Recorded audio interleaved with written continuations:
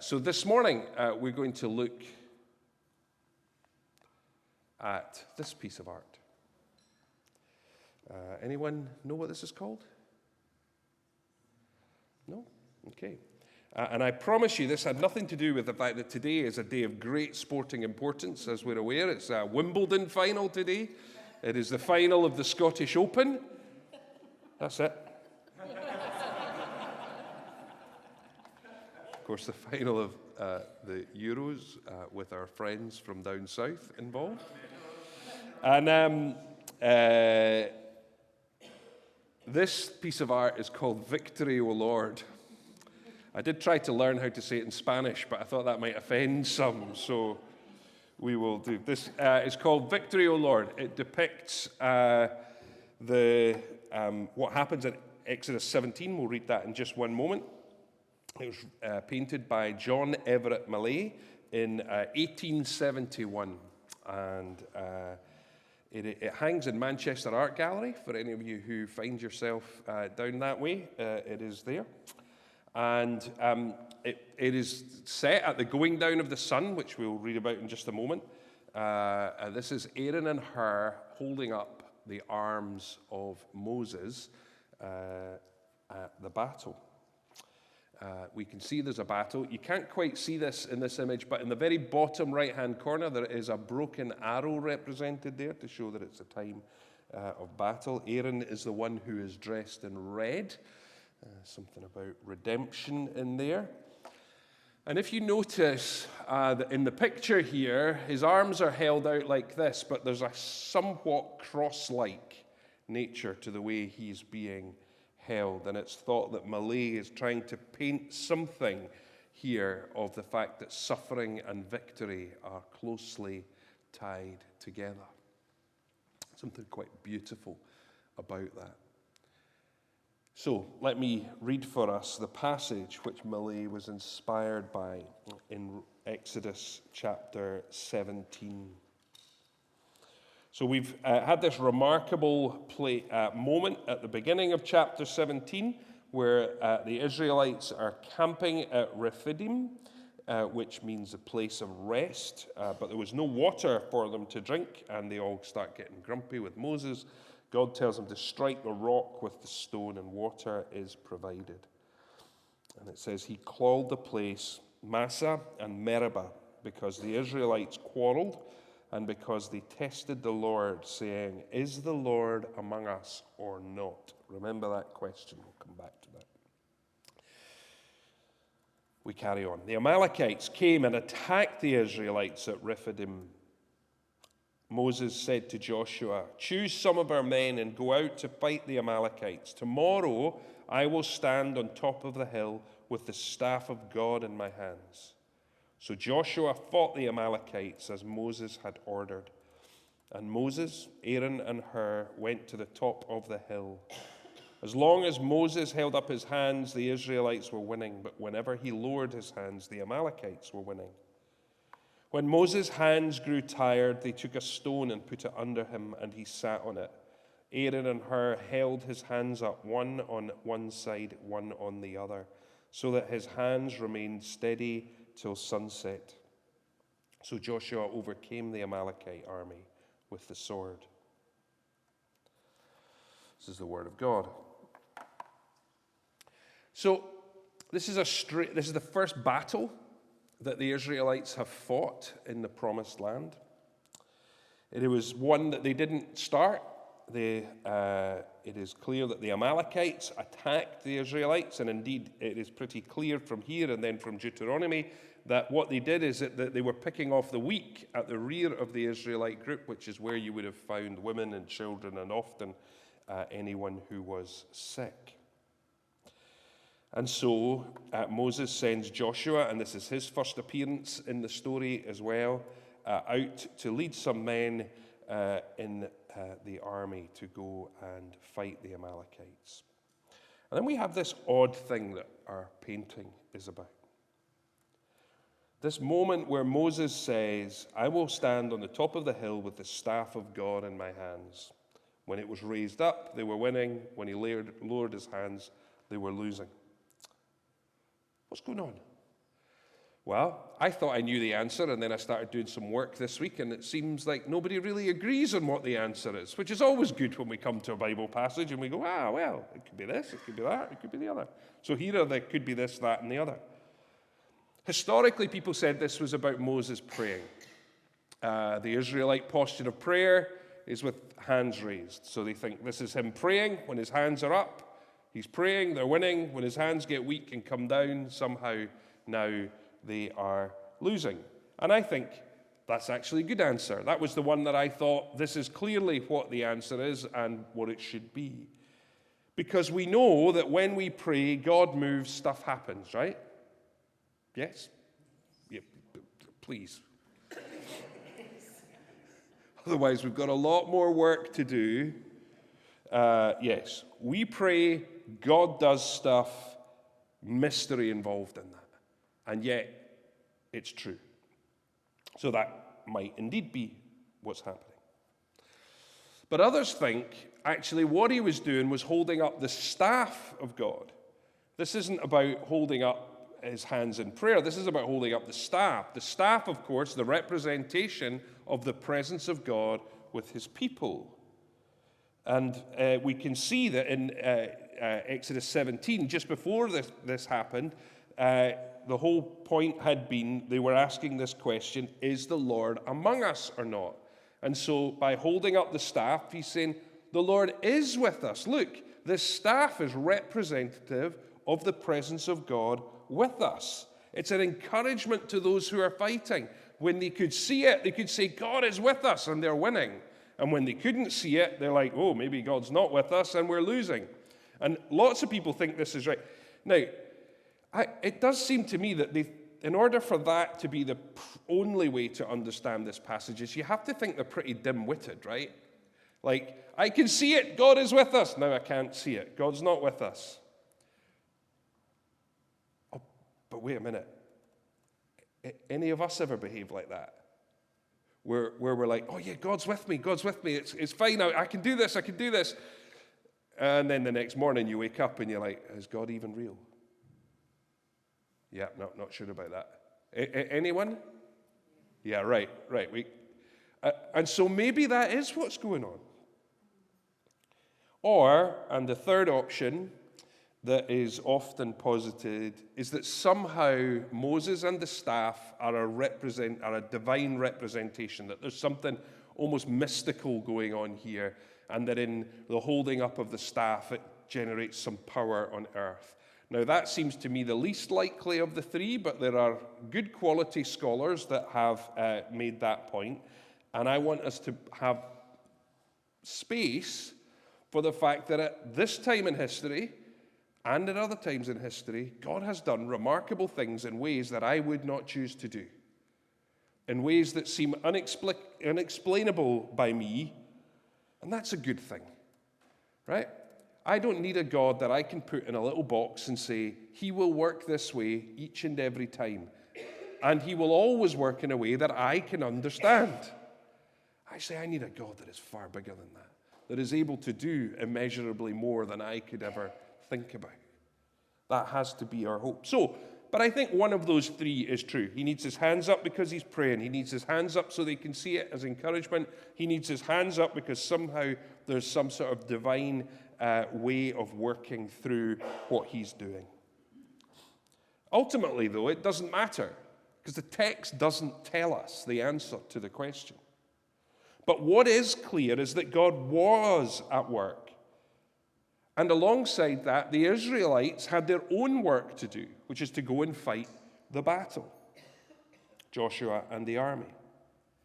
And Moses had something to do on this hilltop. And all three of those are true. And somehow, in the coming together of these three, in some mysterious way, things happened that mattered. The Israelites overcame. And friends, so it is with our lives. Our work plus God's work equals amazing things. Not always explainable, not always easy to understand, not always easy to put in a box, but 100% true. We have responsibility. Others, and God has his work to do, and together, remarkable things happen. So, back to our painting. What stands out for you in this painting? Just take a moment to have a look at it. What is it that you see that speaks to you from that picture?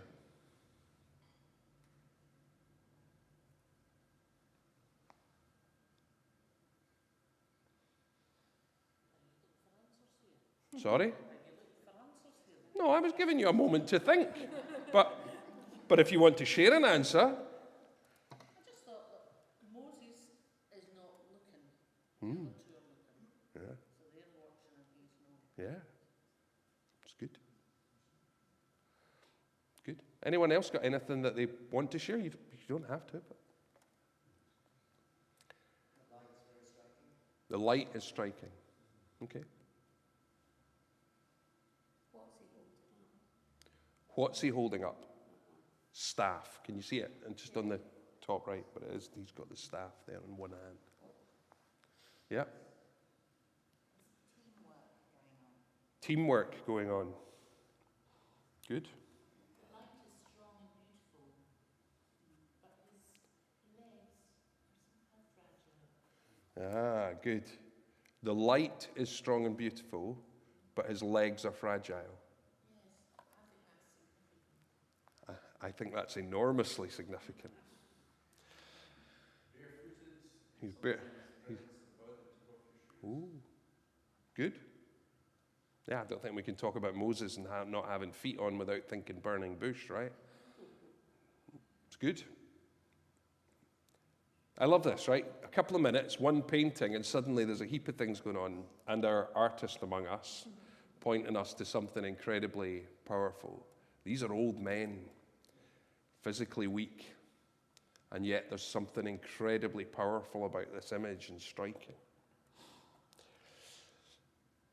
So the point is, I could go 100 different ways here. I have chosen one that's meaningful to me. I'm always struck in this painting by Aaron and Hur. These are the two men holding up Moses. Moses is, of course, the great patriarch. Jesus appears on the mountaintop. Elijah appears, him who was taken off, and Moses appears on the Mount of Transfiguration. He's the great hero of Israel. And yet in this painting, he's the weak one. And his two friends are gathered by his side. And Aaron, of course, we know much about from the Bible. Hur, we know almost nothing about from the Bible. There's a whole bunch of rabbinic tradition around him, but we don't know a great deal about him at all, other than he was from the tribe of Judah. These are Moses' companions and friends. It becomes clear that whichever of those three things that I suggested, whether it was about prayer, encouragement of the army, or some divine representation, it was impossible without his hands up. It was impossible without his friends. This victory of Israel was not because Moses was strong and able to stand. This victory was possible because his friends stood with him to sustain him, to encourage him, to work alongside him. They didn't take over. They didn't say, tell you what, you have a seat over there and I'll hold it up for a wee while, because they recognized that wasn't theirs to do. What they could do was hold him up. I have become convinced in recent years, but particularly in recent months. Can we flick the slide on, Chris? Sorry, the little doofer's not working. I've become convinced in recent years that actually friendship is one of the most critical things to human flourishing and to the Christian life. Moses has his friends here. Jesus had friends. I don't know if we think of them like that, but it's pretty clear that Jesus had friends. C.S. Lewis says this: "I have no duty to be anyone's friend, and no man in the world has a duty to be mine. No claims, no shadow of necessity." In other words, friendship's a gift. Friendship is unnecessary, like philosophy, like art, like the universe itself, for God did not need to create. It has no survival value. Rather, it is one of those things which gives value to survival. It's C.S. Lewis from his book, The Four Loves. Moses experiences this gift of friendship through Aaron and Hur. We need friends to walk this Christian life. It is not enough to try to do it on our own.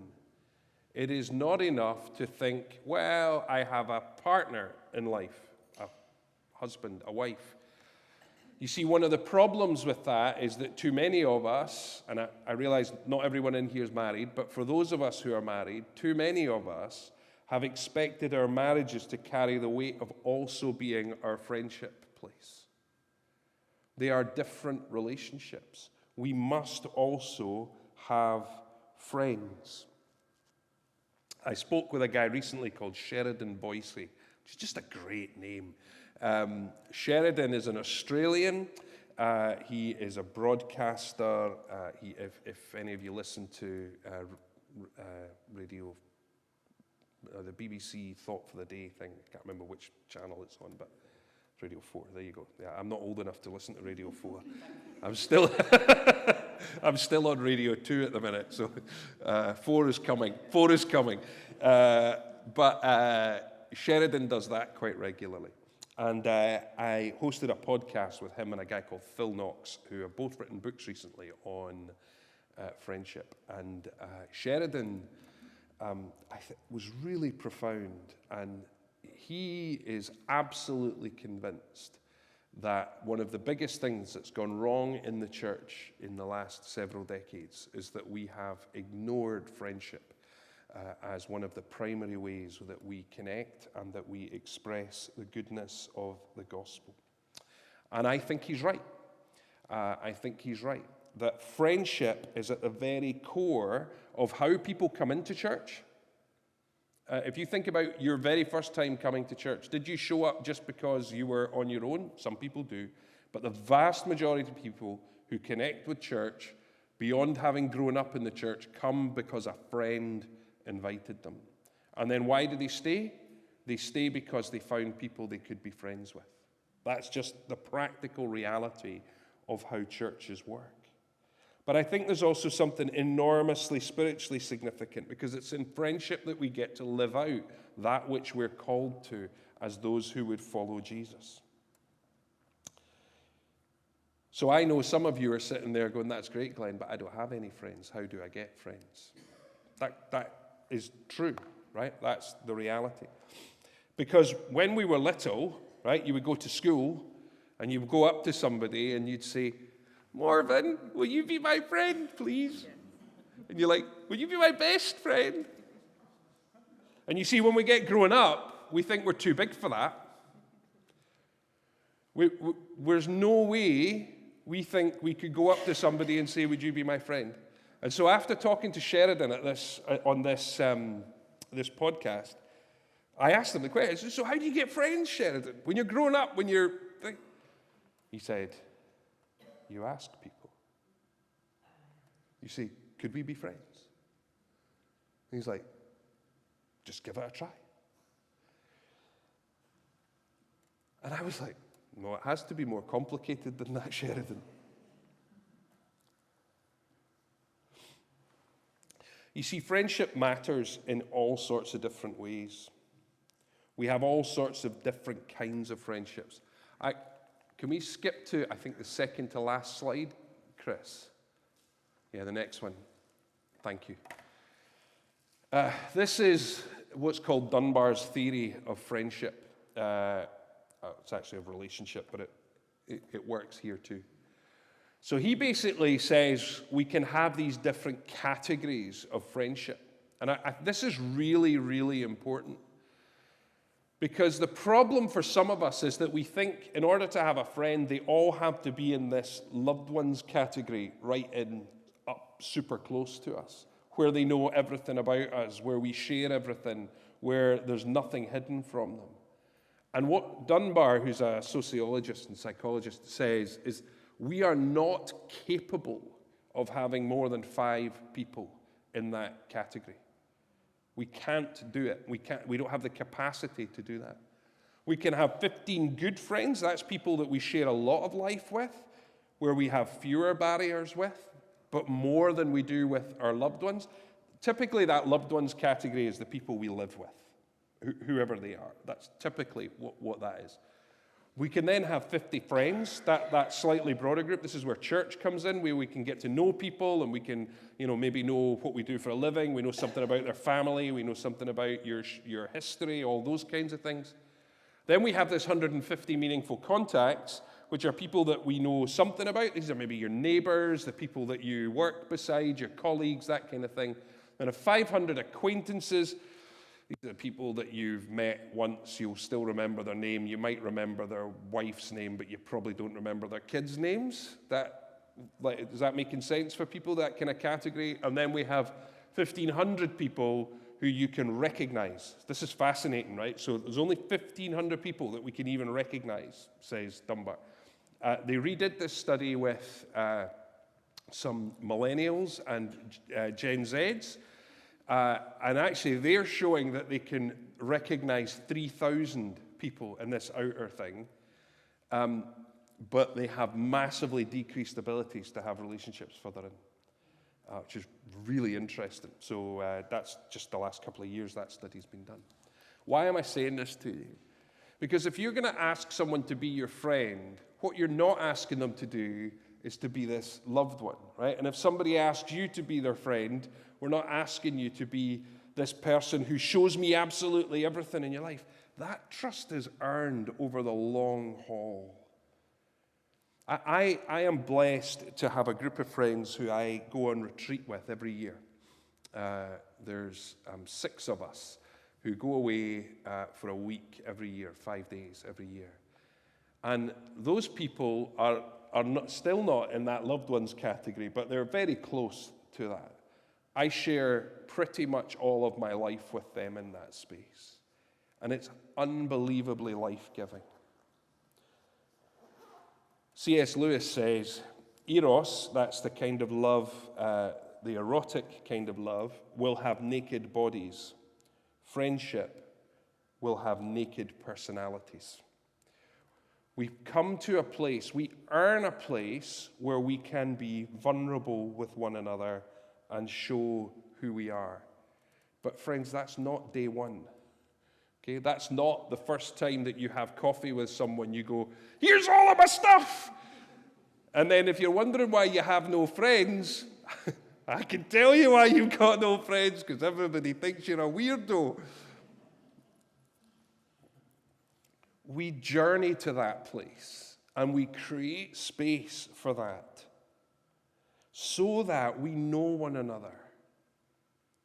Aaron and Hur didn't try to take over from Moses because they knew his calling was to lead Israel. Their purpose in his life were to be the people who would hold up his hands. Being a friend is not about being someone else. It's about being yourself in that relationship. Do what you can, offer what you can, show up. And it may cost you something. Friendship is often costly. People will offend you, even your friends, perhaps especially your friends. They will disappoint you. They will let you down. And you will have a choice what you do with that. It is easy to say, it's not worth it. But if you've walked with someone for a long time, you will have learned that when they let you down, if you find space for forgiveness, that relationship will be deeper and richer. Different, but deeper and richer and life-giving. Can we go back to the picture, Chris? There we go. This picture speaks of many things. God's power, God's faithfulness to Israel, Moses' service in old age. But for me, this picture will always be about friends who gather round when things are difficult, who are willing to hold you up, who don't try to replace you, but honor the thing that God has given you in order that you may fulfill all that you have been called to be. Church, we need friends.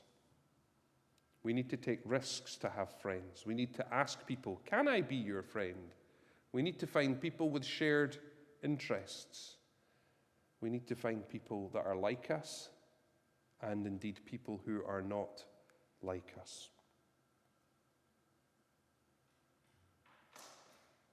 Friendship is a gift from God to us.